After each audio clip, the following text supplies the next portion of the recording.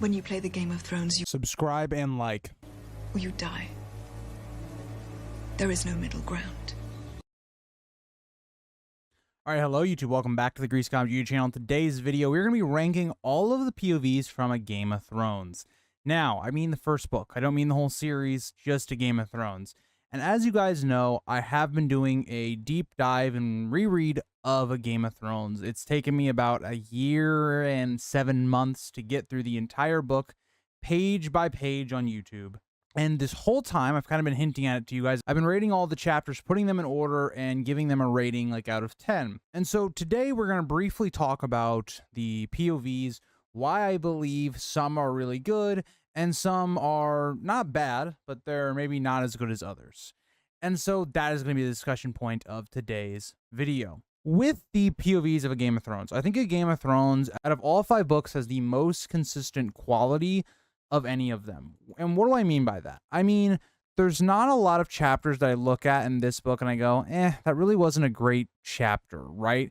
All of them have at least like an 8 out of 10 rating where they're good, but maybe not great, right? They don't outshine others. And that's what kind of made rating all the chapters in this book so difficult to do, because there is no like great split. And A Feast for Crows is kind of similar to a Game of Thrones because it's kind of a consistent quality in terms of the entire book.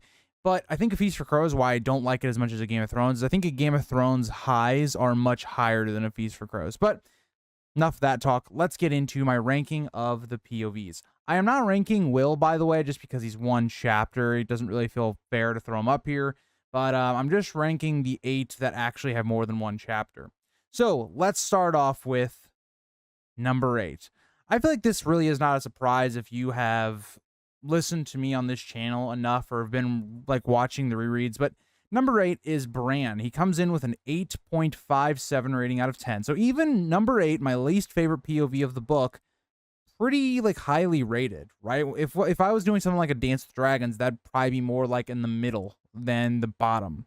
But for me, I just think that Bran is not a great POV until the second half of the book. His first 3 POVs to me are pretty And what do I mean by that? I mean, Bran really doesn't develop as a character until the 4th chapter. Like, for me personally, when I look at the character, all you know about Bran is he likes to climb and he wants to be a knight. That's it. Like, that's his whole personality for the first half of this book, more or less. Like, I'd say the first 3 chapters, really. We don't get any other development outside of that. And yes, interesting plot things happen around Bran, for instance. Like, you know, he's our first inclination that, oh, Cersei and Jaime are sleeping together. Or the discovering of the direwolves in the first chapter. I am personally not a big fan of his 3rd chapter because it doesn't fit this book that well in terms of how everything else is going. Bran 3 feels like this out of nowhere. And I think part of it's because it's so early on in the book where we haven't explored a lot of the magic, and then you just get overloaded with a chapter that's completely magical. It feels very out of place. So I don't particularly love Bran 3. I know I think people really like it, or you really don't like it that much. And for me, that plotline hasn't really, even in the entire series, kind of been developed enough to where we know kind of what that sequence means for me to really put it very high. I think what saves Bran is that I think his later half, his relationship with Robb, is really great. And then even him, you know, having to become the Lord of Winterfell towards the later stages, and the kind of discussions about magic with Maester Luwin as, you know, him and also Rickon have this dream about Ned's death and him being in the crypts. I think he really gets going later on, but I don't think he ever hits the heights of like the major POVs in this book. And he also, mixed with that, he also starts out pretty slow. So to me, Bran is the clear worst POV of this book.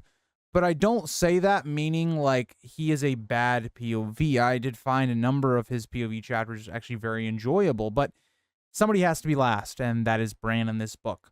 Number 7, the only other character that is rated below a 9 out of 10 is Sansa.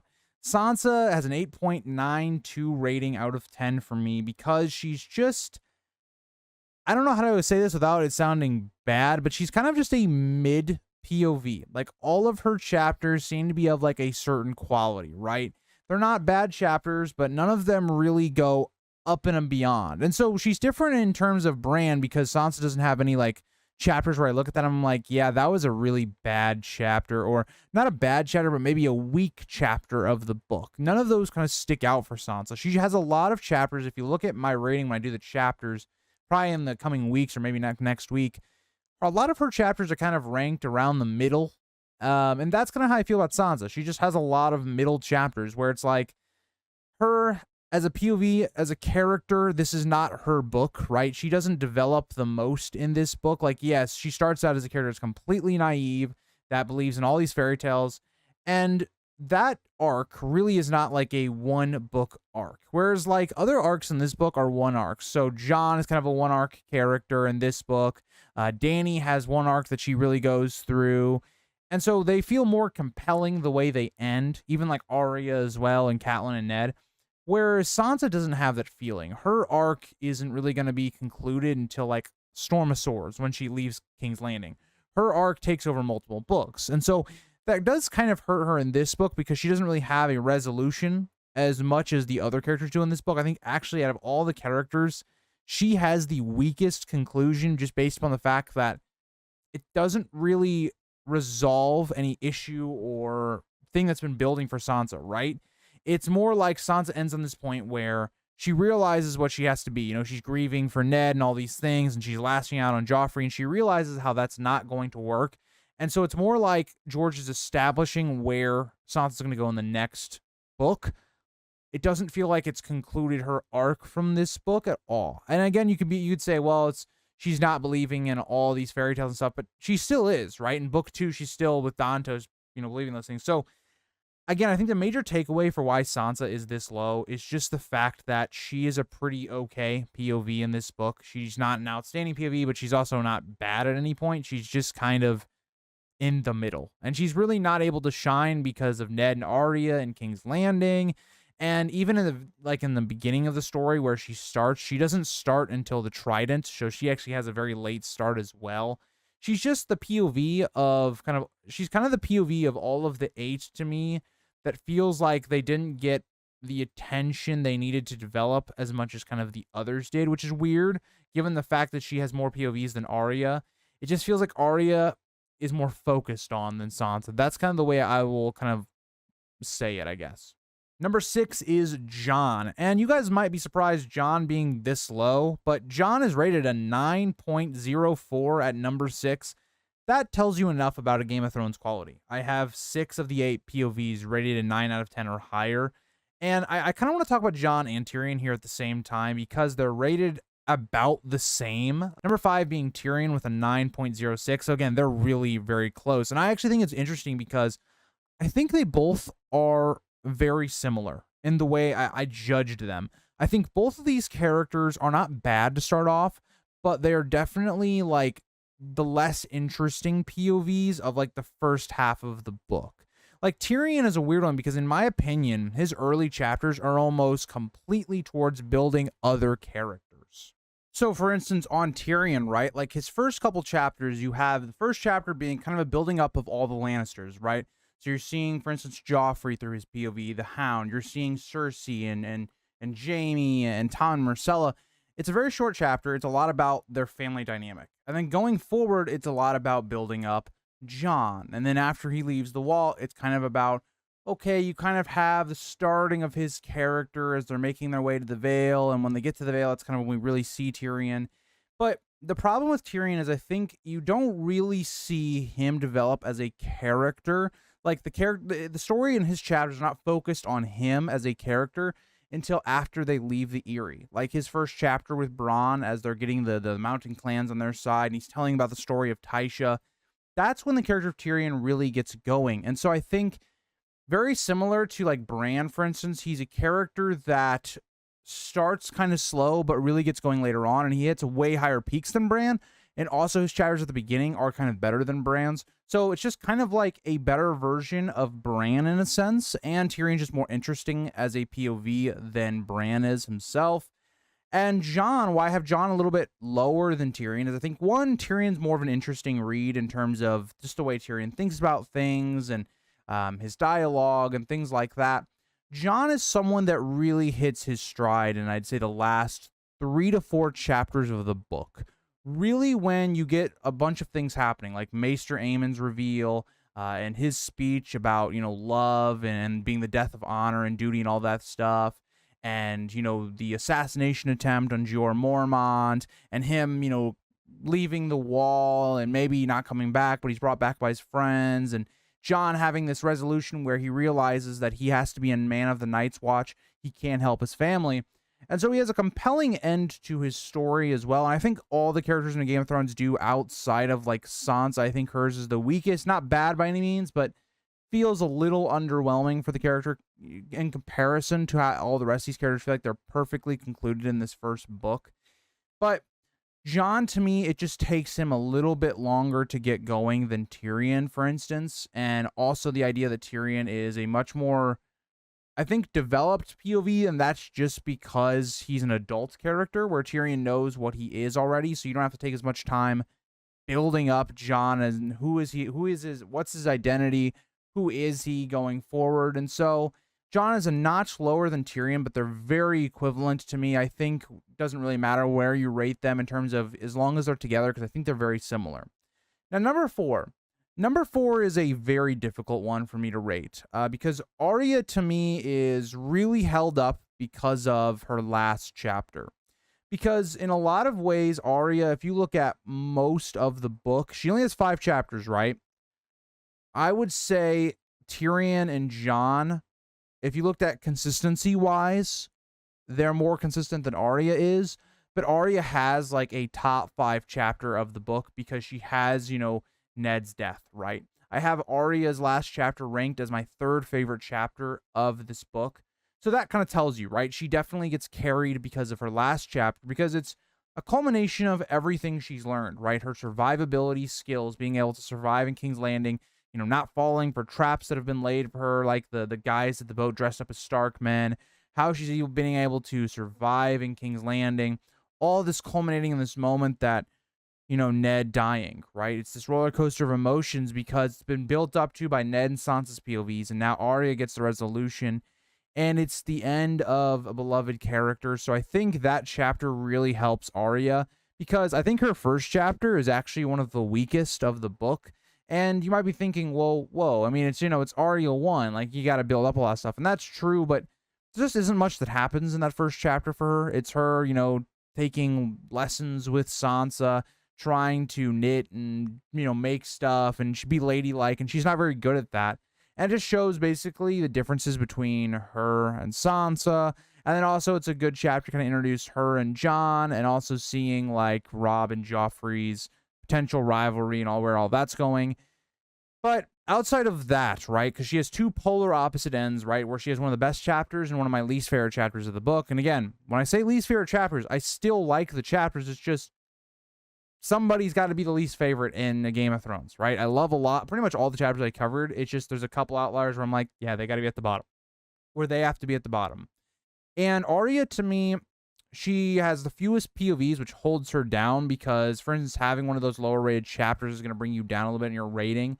And I do think she has some compelling chapters in terms of, seeing the Illyrio and Varys plot line, where they're kind of talking about the events. They're kind of, underneath the castle, and Arya going through these passageways of Maegor the Cruels and all that.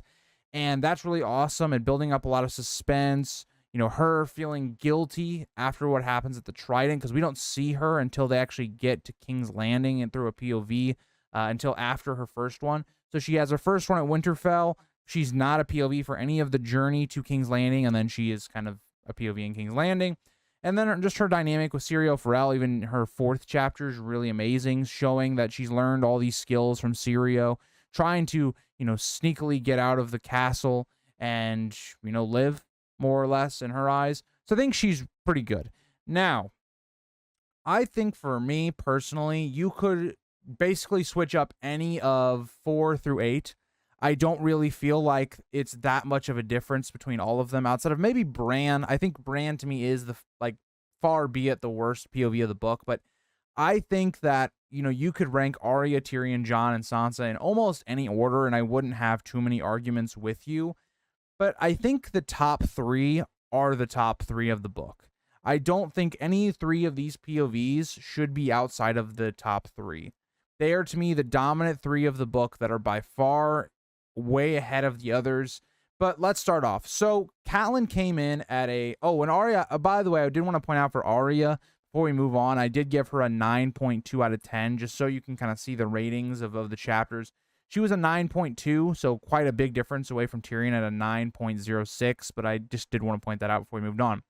But number 3 is Catelyn, and she has a 9.43 rating out of 10, so yeah, a significant jump up from Arya, and she's not very far behind Dany and Ned as well, so it's very close. Again, I think the top 3 you can order in almost any order, and I don't really have any complaints, but Catelyn, let's talk about the character of Catelyn.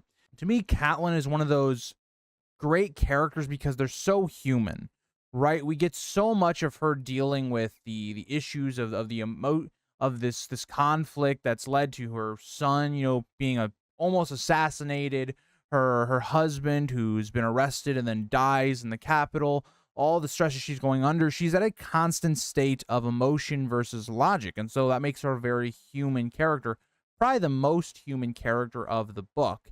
So Catelyn is a really intriguing character because, of the characters, we have like an even split almost, where you have like 3 characters that are adults and you have 5 that are kids. So not an even split, but, kind of close.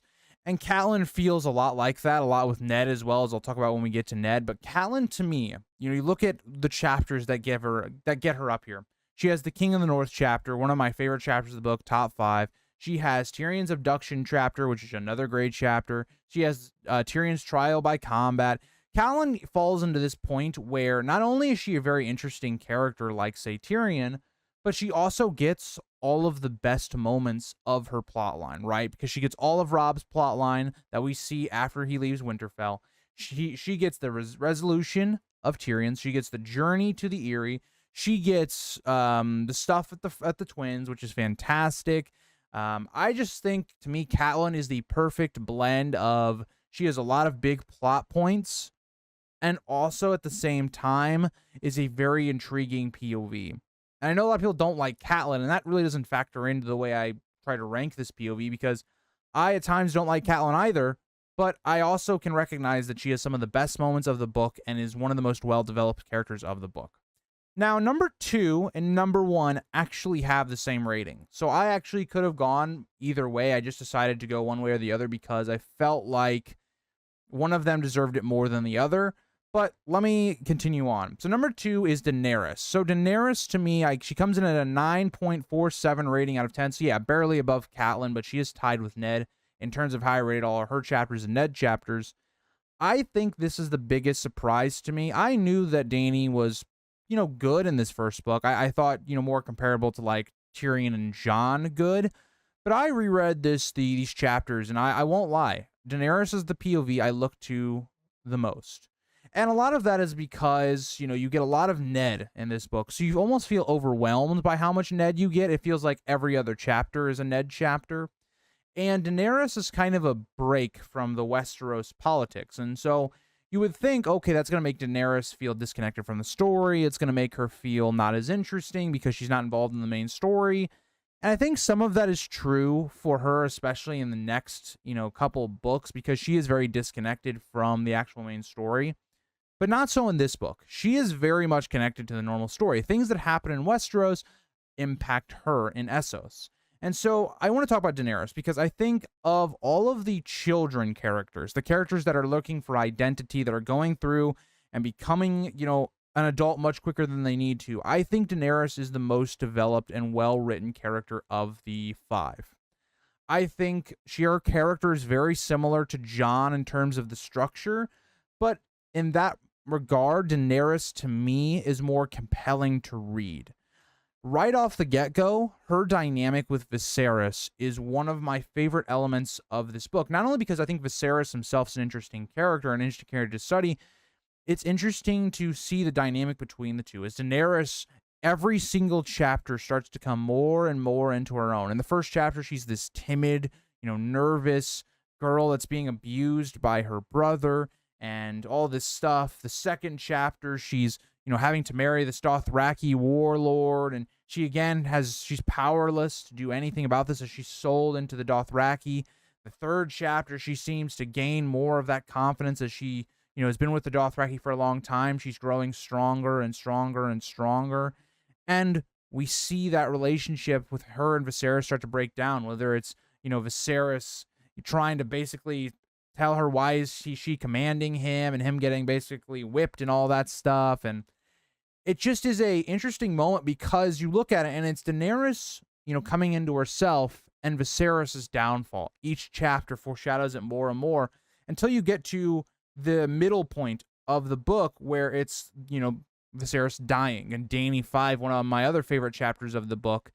And so you would think, okay, well, the most interesting part about Daenerys' arc is over, right? You would say, okay, her versus Viserys is kind of the interesting part of the first half for her. It's what really is interesting. And it's because another part of it is like, we're learning the Robert's Rebellion stuff and all that through Ned and all the stuff going on in Westeros. We're getting the opposite of that with Daenerys, which is all very fascinating. But even after Daenerys 5, and I will admit, right, Daenerys does take, I'd say, a little bit of a down bit. I think her worst chapters are kind of right after Viserys' death, but it builds up to the next arc where you see Daenerys now that she's in her own arc. She's trying to get, Drogo to go to Westeros to invade. It's all building up to this moment, but also she connects to Westeros because Robert's trying to assassinate her, and it connects into that beautifully because that also had ripple effects on Ned and Robert's relationship. It all kind of works together well, right? As Daenerys is pregnant and all these things, that's a huge concern for Robert and Ned.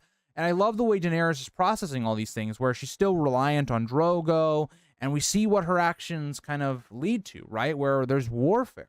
We see really the first look at warfare, and maybe not an actual battle, but the after effects of a war through Daenerys' eyes, as people are being taken into slavery, as people are being, sexually abused and all these things. And we see Daenerys blindly trusting the wrong people. We see her making mistakes because she's so young. And so Daenerys goes through this whole journey of trusting, Miri, and Drogo's pride getting in the way of him, and that lets him basically end up dying more or less. Well, vegetable then dying. And all of this kind of goes to this beautiful moment and tragic moment, but you understand Miri. She's not this just one-note villain. She's actually very understandable. And the way we understand the character, and a lot of people look back on her and go, was she really a villain? Right? Daenerys is the protagonist of that arc, but Miri watched as all of her people were killed, sold into slavery, all these things. So you understand her development to where she's more of a morally gray character than she is just straight a villain. And so we're seeing these blood rituals and everything. Daenerys is slowly losing everything around her.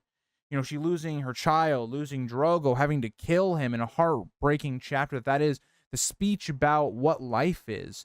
And then finally, the best chapter of the book, in my opinion, the last one, the dragons being reborn. It takes the character and it comes full circle. And I never thought that I would have Daenerys tied with Ned for being the best POV of this book. I never thought that going into this reread a year and 7 months ago. But I think there's a case. I personally don't have Daenerys as my number one, but I think there is a case for it. But I think Daenerys, from start to finish, was a fantastic POV. I think she had pretty much all of her chapters were at least in the middle or into the upper half of my rankings of the chapters. I don't think she had any that were even close to the bottom. And that's why she's up here at number 2. Number 1, I think it had to be obvious. And the only reason, this is how I rationalize putting Ned above Daenerys, is if you think about Ned, he has 15 chapters in book 1. Daenerys only has 10. So he kept this high of a rating while having 5 more chapters than Daenerys. If Daenerys had 5 more chapters, would she be as good as Ned? I don't think so. And so part of it is like, Ned was just clearly the best POV of the book, just in terms of he had so many chapters, but yet all of them were so good. And I love Ned because, for one, he's in the most interesting plot line, right? He's in King's Landing. But the one thing I really like about this character is he's shrouded in mystery, right? We can tell from the character that there's stuff that just isn't being revealed to us, about Jon's mother, or, if his mother was a Shara or Lyanna, or who his actual father was. Was it Ned? Was it, Rhaegar? Who was, Jon's parents? And that's a big thing that shrouds Ned going through in this book. But Ned is someone that's already a developed POV, and I kind of hinted at this with Catelyn. And so all these other characters are kind of developing their morality, their sense of what they believe is good and right, and their morality and all that stuff, their ethics. Ned is someone that has all that stuff already. And so, so what you see with this character that might be different than other characters is taking a set ideology of what Ned believes he is as a person through his life experiences and all these things, and putting it through the ringer, putting Ned in a place where he doesn't really belong, in King's Landing, where he's in the complete opposite of what he believes everyone should be. He's out of his element. And that right away is a fantastic way to write the main character of the first book.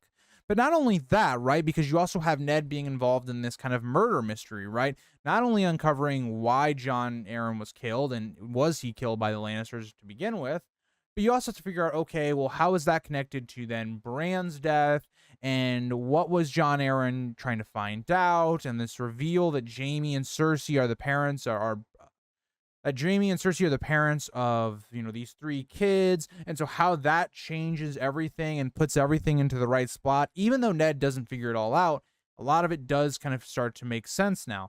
Stannis being at Dragonstone, not being at court because he knew these things, and he was the first one to figure it out. All this stuff kind of shifting into place.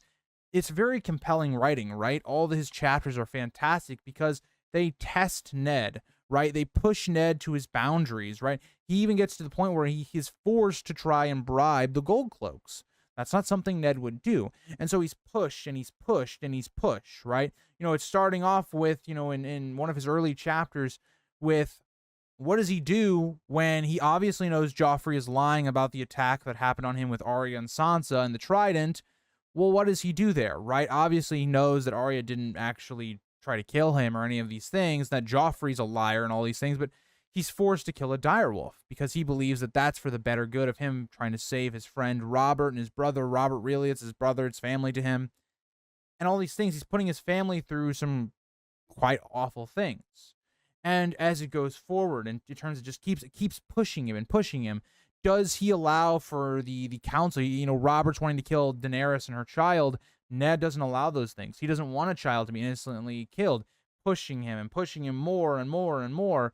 And, trying to take kids in the middle of the night because that's the thing Renly wants to do because he believes that's the way to take a throne. But Ned won't do that either. And so it just keeps pushing Ned. It keeps pushing him and pushing him until finally at the very end of the book, when Ned's been trying to hold to his honor, his duty, and his ethics, he finally lets go of them to try and save his family. He puts family above his own pride or duty, and he admits to, trying to take the throne from Joffrey and that he's the true king, even though that's not the truth. That's not what Ned believes. He does it for his family, and for the tragic reveal of it all to be that it didn't matter. Joffrey orders him to die all the same. And so the one time that Ned really gives in after being pushed and broken by King's Landing, he's killed. Ned is a fascinating character to me, and he is someone that's very well written in this first book. He takes that trope that I think so many people being introduced in this world, believed in terms of, okay, the main character, the hero of the story is not going to die. He's going to find his way out. And that doesn't happen. I know for me personally, Ned is the first time in my life, really, where I was introduced in a story where the hero didn't win. The hero lost because of his mistakes and because of the way he went about doing things. And it's not purely the first time, because I would say Revenge of the Sith was my first time where the actual heroes kind of lose, but it's a compelling way in which the story is crafted, because A Game of Thrones really is Ned's story. It's, as much as it is about a lot of these other POVs and growing into their own characters, the first book is really Ned's story, is really what it is. But I hope you guys all enjoyed this ranking of the top 8 POVs of A Game of Thrones. Let me know what you guys think, and where would you guys rate them. I think this is going to be very controversial, because I think my people in my community just don't rate Daenerys very highly. I think this is Daenerys' best book. I think I've kind of gone back and forth between this book and Storm of Swords, and I think this book, Daenerys, is more of a complete character from start to finish than Storm of Swords. And she's more of, I think, of a focus in this book, right? She's more of a focus. And that's not to say, like, having more chapters is a good thing necessarily. A Dance Dragons, she has way more chapters than the first book, but she does not feel nearly as good as she does in the first book. But let me know what you guys think. Did I get it right? Did I get it wrong in your eyes? I think there's going to be a lot of different takes on this, and I'll see you guys all in the next one. I will be doing my full chapter rankings, probably in a video coming soon, but that's going to be a long one. It's going to take a while, so give me a little time on that one. But bye, guys.